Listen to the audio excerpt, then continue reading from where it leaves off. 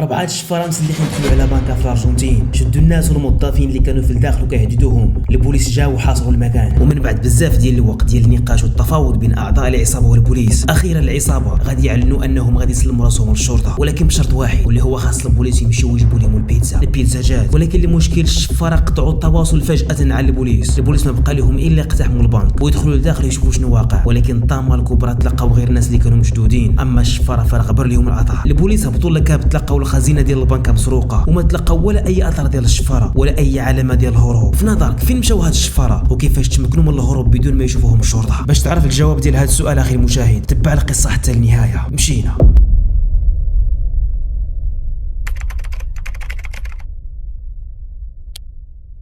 السلام عليكم خوتي، معكم حمزه ابو ياسير. بغيت نقول لكم كاملين شكرا لكم من القلب، واحد بواحد. وكنقول لكم سمحوا لي حيت كنطعط بين قصه وقصه، وهذا الشيء حيت انا اللي مكلف بكل شيء من سكريبت والتصوير والمونتاج وبزاف ديال الامور.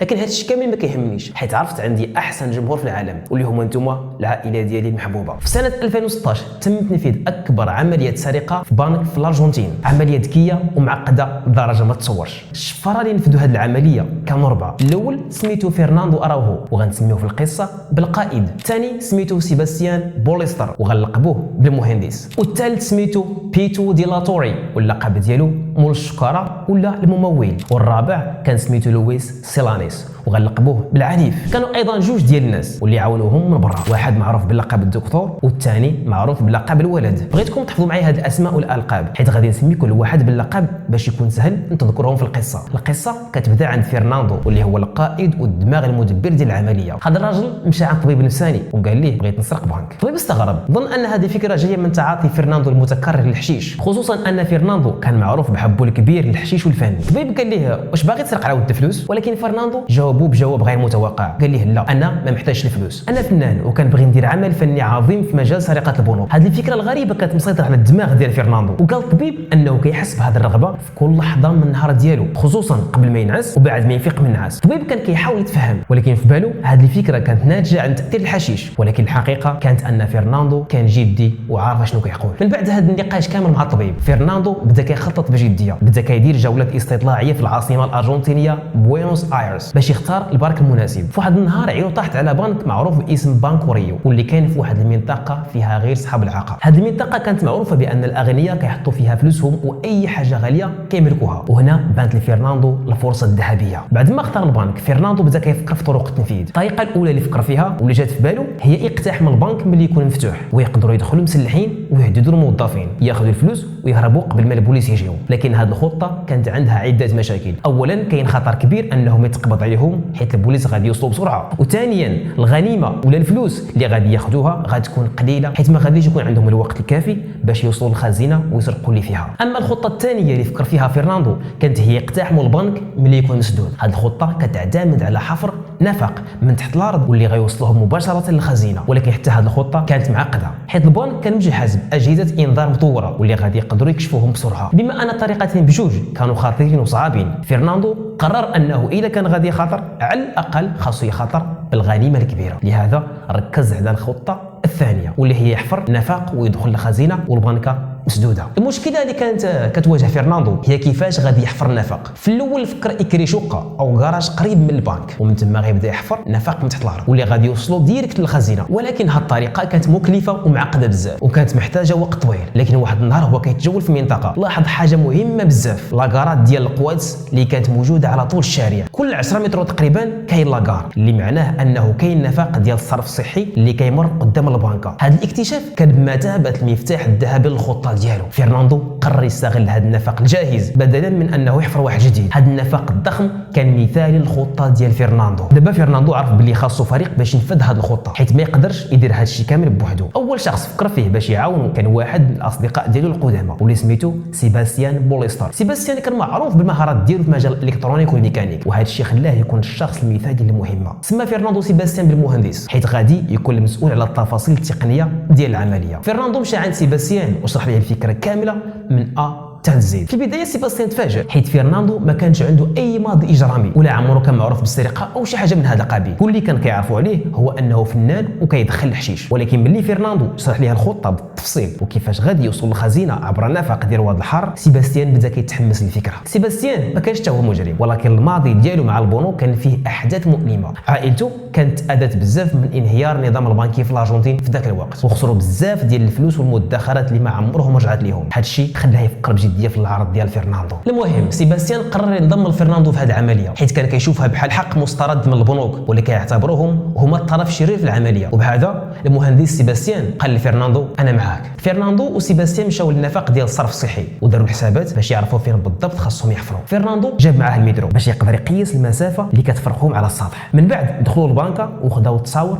تخبيه ديال الطابق السفلي اللي فيه الخزينه باش ياخذوا فكره على المساحه والعدد ديال الصناديق الامانات اللي كاينه فيها. ولكن بالرغم من الحسابات اللي داروا ما كانوش عندهم معلومات دقيقه بزاف، وباش يحسنوا الدقه ديال هذه الخطه كانوا محتاجين البلان ديال ديك البنكه واللي غادي يكون غالبا موجودين عند الدوله. بالاضافه كانوا محتاجين فلوس حيت الادوات اللي غيصنعها المهندس سيباستيان كانت غتحتاج بزاف ديال المصاريف. فرناندو بدا كيقلب على شريك جديد واللي يقدر يدخل معاهم ويساعدهم في تمويل العمليه. تواصل مع واحد الشخص كيلقبوه بالدكتور واللي كان مجهول الهويه، وكان الدور ديالو هو ينسق بين اعضاء العمليه. الدكتور قال لفرناندو بلي غيعرفوا على الاشخاص المناسبين باش يعاونوه في العمليه. اول شخص كان هو بينتو دي لاتوري واللي لقبوه مول الشكاره. بينتو كان عنده سوابق اجراميه وكان رجل عصابات، ولكن ما عندوش تجربه في عمليات السرقه، ولكن كان خبير في السلاح. بعد ما سمع الفكره بينتو كان متحمس يدخل معاهم في المخطط. ملي جا الوقت باش يساهم قال لهم الصراحه انا ما عنديش الكاش، ولكن عندي واحد الشاحنه نقدر نبيعها باش نمول العمليه. وهكا بينتو ولا العضو الثالث الرئيسي في هذه العصابه. الدكتور كما قلنا كان شخصيه مجهوله وما كانش عضو رئيسي في العصابه، الدور ديالو كان مجرد منسق وما شاركش فعليا في العمليه. فرناندو القائد كان خاصو واحد شريك رابع باش يعاون في الخدمه اللي كتطلب القوه البدنيه، حيت سيباستيان المهندس غيكون مشغول بصنع الادوات. اما بينتو مول الشكاره فكان هو الكبير فيهم وخدمته غتكون بطيئه وما يقدرش يدير كلشي بوحده. وهنا الدكتور اقترح الشخص الرابع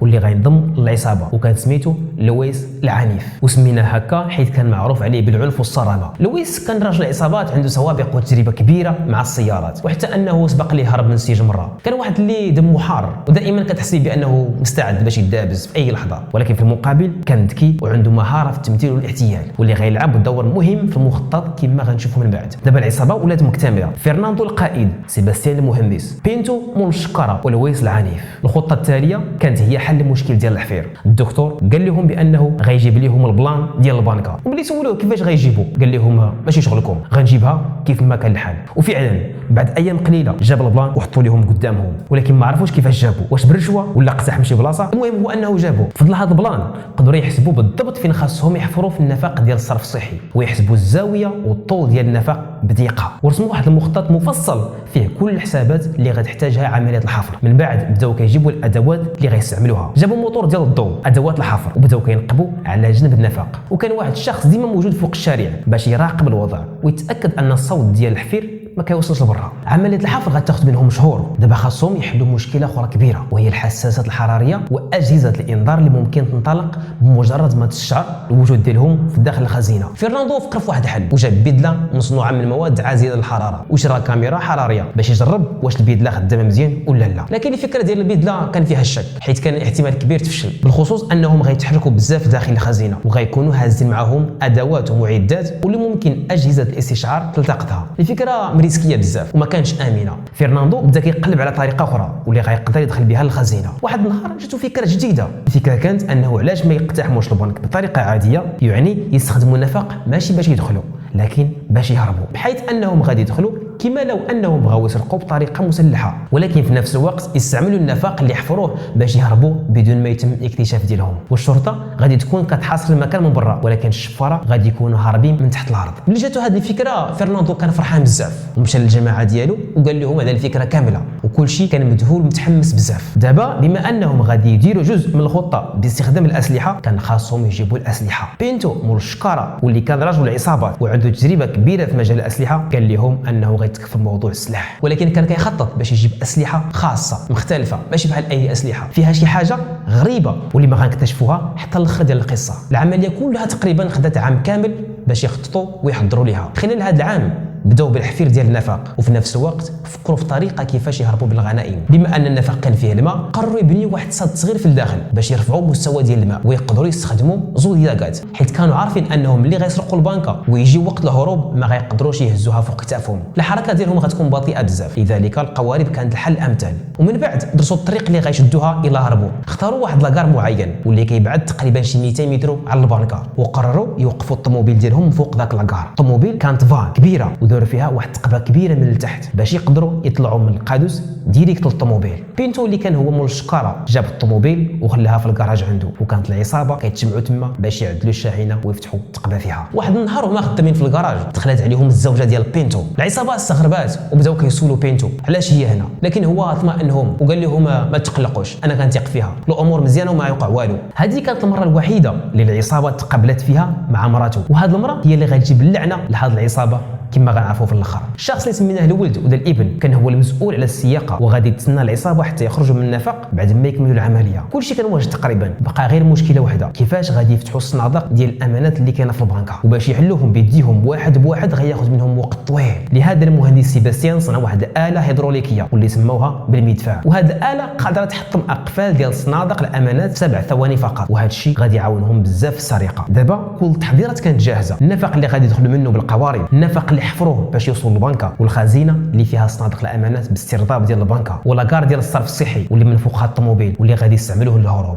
العصابه قررت تنفذ العمليه في 13 يناير 2006. سيباستيان كان هو الشخص الوحيد اللي غيدخل النفق ومعه الادوات والمدفع. اما فرناندو وبينتو مول الشكاره ولويس العنيف تجمعوا قدام البنكه من بعد ما تاكدوا بان كل شيء واجد. اقتحموا البنكه بالاسلحه وسيطروا على الزبائن والموظفين اللي كانوا لداخل، وقالوا لهم نعسوا على الارض وما يتحرك فيكم حتى واحد. الكارديان ديال البنكه كان في غرفه مراقبه وسد على راسو وصيفط اشعار للبوليس دغيا. البوليس جاوا في غضون دقائق وحاصروا البنك. هنا فرناندو بدا كينفذ خطه مدروسه كان محضر لها من قبل واللي سماها خطه الكوكو. خدا واحد من الرهائن وخرج من البنكه، دار بحال الا باغي يهرب، ولكن رجع بسرعه للبنك من بعد ما شاف البوليس محاصرين المكان. الهدف من هذه الحركه هو باش يوهم البوليس ان العصابه كانت باغيه تهرب، وبهذا البوليس غادي يعتقدوا ان اللصوص محاصرين داخل البنك وما عندهم حتى طريق باش يهربوا. العصابه كانت مسيطره على الوضع داخل البنك باستثناء مشكله وحده، واللي هي الحارس اللي كان محصن راسه في غرفه المراقبه وكان على اتصال مباشر مع البوليس. خاصهم يخرجوه باي وسيله باش يقطعوا الاتصال بينه وبين البوليس. لويس العنيف جرب يهضر معاه بطريقه مزيانه وقال لي انه ما غاديش يوقع لك والو الا خرجتي، ولكن الحارس بقى رافض وبقى على كلمته. لويس فقد الصبر، شد واحده من الموظفات اللي كانت خدامه في البنك وهدد الحارس بقتلها، والموظفه طبعا كانت خدامه مع الحارس وبدات كتطلب فيه وهي كتبكي وقالت لي خرج انا باغا نشوف بنتي. في هذه اللحظه الحارس ما قدرش يستحمل فقرر يستسلم ويخرج من الغرفه. الحارس حط السلاح ديالو فوق الطابله وخرج لعند العصابه، ولويس العنيف شد ليه التليفون وفتشو كامل من الفوق حتى لتحت، ومن بعد قال لي خرج. الحارس خرج وهو رافع يديه ومشى عند البوليس. من بعد القائد ديال البوليس سول الحارس على الوضع الداخلي ديال البنكه، والحارس خبرهم ان كاينين 3 ديال اللصوص مسلحين وحوالي 30 رهينه. في هذه اللحظه فرناندو القائد ديال العصابه تواصل مع سيباستيان واللي كاين كيتسنى في النفق وقال ليه بدا الحفير. سيباستيان هنا بدا كيحفر من برا وكانوا خايفين يحفروا في المكان الغلط، ولكن سيباستيان قدر يدخل الخزينه ومعاه المعدات الهيدروليكيه واللي سموها بالمدفع، وهنا غيبداو عمليات فتح الصناديق. كان عندهم تقريبا ساعتين فقط باش يفتحوا اكبر عدد ممكن من الصناديق، كانوا مقدرين انهم يقدروا يفتحوا حوالي 400 صندوق. سيباستيان وفرناندو بقاو لتحت في الخزينه كيخدموا على عمليات السرقه، اما لويس العنيف وبينتو مول الشكاره بقاو الفوق مسيطرين على الرهائن وكيتواصلوا مع البوليس باش يكسبوا الوقت. لويس العنيف هو اللي كان شاد التليفون وكيهضر مع البوليس، كانت عنده موهبه كبيره في التمثيل والخداع وكان كيتواصل معاهم بطريقه كتشوش على البوليس، حتى الاعلام بدا كيسميه بصاحب البيدله الرماديه حيت كان كيلبس بيدله بهذا اللون. قائد العمليات ديال البوليس كان كيتعجب من الطريقه اللي كيواجههم بها حيت كان كيقول لهم ببساطه حنا دخلنا نسرق البنك وبغينا نهربوا، ولكن نتوما كنتوا اسرع وحاصرتونا، ما كناش متوقعين هذا الشيء كامل، حنا ما بغيناش ناديو حتى واحد، ولكن دابا ما عرفناش شنو غنديروا. لويس العنيف كيهضر في التليفون مع البوليس وقائد العمليات كيشوفه من بعيد جالس على الكرسي حاط رجل على رجل ومسترخي بحال ما وقع والو. قائد العمليات كان متعجب كيفاش هذا الراجل عنده هذه الثقه الكبيره كامله. هنا عرف القائد انا اللي كيتواصل معاه الراجل مجرب وذكي. لويس العنيف قال للضابط شوف يا صديقي انا عندي سوابق ديال 15 سنه في الحبس وهذه ماشي اول عمليه سرقه كنديرها، عارف جميع الاجراءات ديالكم وما غاديش نعمل اي حاجه اللي تضركم، وانا اللي غادي نقرر امتى غنطلق الرهائن ماشي انت. يلا مع السلامه، وسد عليه التليفون. بهذه الطريقه لويس العنيف ورى القائد العمليات انه هو اللي كيسيطر على الوضع، وخلاه يفكر مزيان قبل ما يدير اي حاجه متهوره، وكان هذا الشيء هو اللي غيربح العصابه بزاف ديال الوقت. التواصل ما بين لويس العنيف وقائد العمليات استمر، ولويس كان كل مره كيعطيهم قصه جديده باش يشوج عليهم ويشغلهم ويكسب الوقت. بهذه الطريقه لويس قدر يماطل الشرطه ويخدعهم بسهوله. المهم جوج سوايع اللي كانوا محتاجينهم باش يكملوا العمليه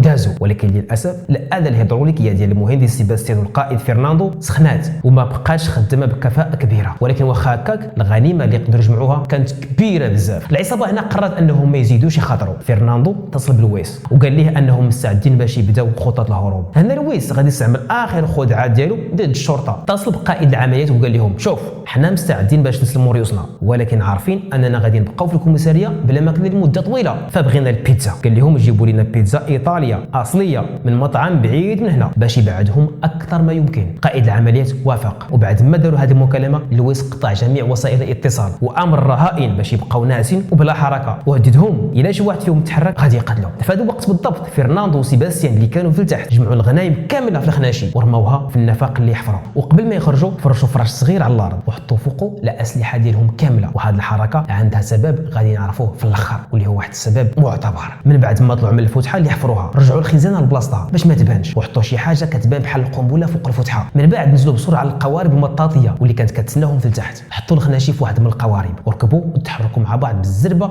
حتى وصلوا للاكار اللي غادي يخرجوا منه. خداو الخناشي ديالهم وطلعوا من السلوم، والفوق كانت سياره الفان مع السائق اللي كيتسناهم، ومن بعد تحركوا بالطوموبيل بلا شي واحد ما يلاحظهم. اعضاء العصابه مشاو لواحد الدار امنه، ومن وصلوا دخلوا الفان للكراج ونزلوا الخناشي. اول حاجه داروها هي انهم شعلوا التلفازه باش يشوفوا الاخبار ويعرفوا واش البوليس بداو كيتبعوهم ولا لا. والشيء المضحك هو ان البوليس مازال ما اكتشفوا حتى ان البنك تسرق، والبوليس يلاه جابوا البيتزا. والضابط ديال البوليس حاول يتواصل مع لويس اكثر من مره حيت كيصحاب ليه باقيين في الداخل ديال البنكه. القائد ديال الشرطه قرر انه يقتحم البنكه، وكانوا مستعدين لاي مواجهه مسلحه، ولكن منين اقتحموا المكان ما لقاو حتى شي شفار غير الرهائن اللي كانوا مطروحين على الارض، حيت الشفره من قبل ما يخرجوا كانوا مغطيين الفتحه منين هربوا. فالشرطه هنا ما قدروش يفهموا فين هربوا وكيفاش. واخيرا من بعد بزاف تاع الوقت ديال الاقتحام والتفتيش البوليس لقاو الفتحه اللي كانت ورا الخزانه، ولكن المشكل هو انهم لقاو قدامهم شي حاجه اللي كتبان بحال قنبله، ولكن فرقه ديال المتفجرات اكتشفوا انها غير قنبله مزيفه. هادشي كامل كان كيدوز والعصابه كانت مرتاحه في الدار ديالها كيتفرجوا في التلفازه وكيحتفلوا بالنجاح ديالهم. من بعد قسموا الغنائم والفلوس اللي جمعوها، قسموها غير بالنظر حيت الحساب غياخذ منهم وقت طويل. والغنائم كانت عباره على جبل صغير ديال الفلوس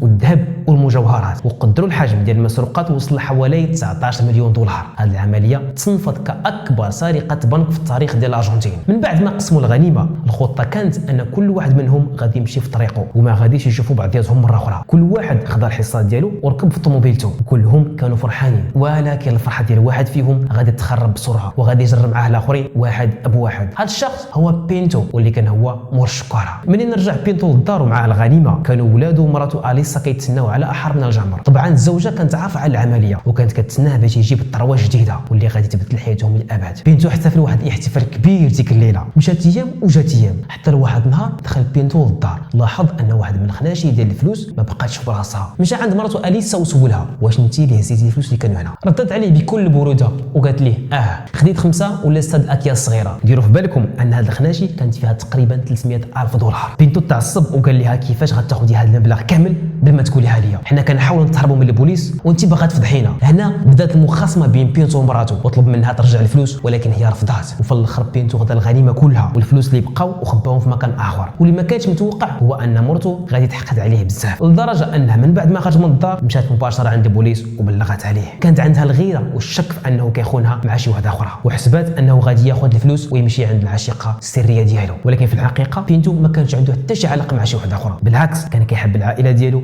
وما يمكنش يمشي ويخليهم. ومن بعد تم اعتقال بينتو ورفض يعترف على الاصدقاء ديالو، ولكن البوليس قدروا يوصلوا لباقي العصابه بالمساعده ديال اليسا مرات بينتو وبعض الادله الاخرى بحال تتبع الهواتف. في النهايه اعتقلوا العصابه كلها. فرناندو اللي كان القائد تخبى في خيمه وسط بلاصه معزوله، ولويس اللي كان العنيف خرج من الارجنتين كلها ومشى لاوروغواي واللي هي البلاد ديالو الاصليه. وسيباستيان اللي كان مهندس كان اسهل واحد تم القبض عليه حيت لقاوه في الدار ديالو. في الاخير تحكم عليهم من 9 سنين حتى ل 15 سنه، ولكن حتى واحد منهم ما كملش المده ديالو، بالعكس خرجوا كاملين بسبب حسن السلوك. مثلا فرناندو وسيباستيان قضاو تقريبا عامين، وبينتو بقى في السجن 8 سنين، وهذا الشيء كان اقل بزاف من الحكم اللي تعطى لهم. السؤال هنا هو واش معقول سرقه بحال هذه بملايين الدولارات تكون هذه العقوبه ديالها؟ السبب الرئيسي اللي خلى الاحكام تكون خفيفه هو الاسلحه اللي استعملوها. منين قلت لكم ان الاسلحه ديالهم كانت متميزه وذكرت لكم انني طلعوا من البنك وحطوا الاسلحه من فوق الفراش، السبب كان ان الاسلحه ديالهم كانت مزيفه ماشي حقيقيه. العصابه دخلت لذاك البنك وعملت هذه الروينه كلها بالاسلحه المزيفه، والحكم على سرقه مسلحه كتختلف على سرقه بلا اسلحه، وهذا الشيء اللي خلى العقوبه ديالهم تكون خفيفه. الاخوان وصلنا لهذه القصه،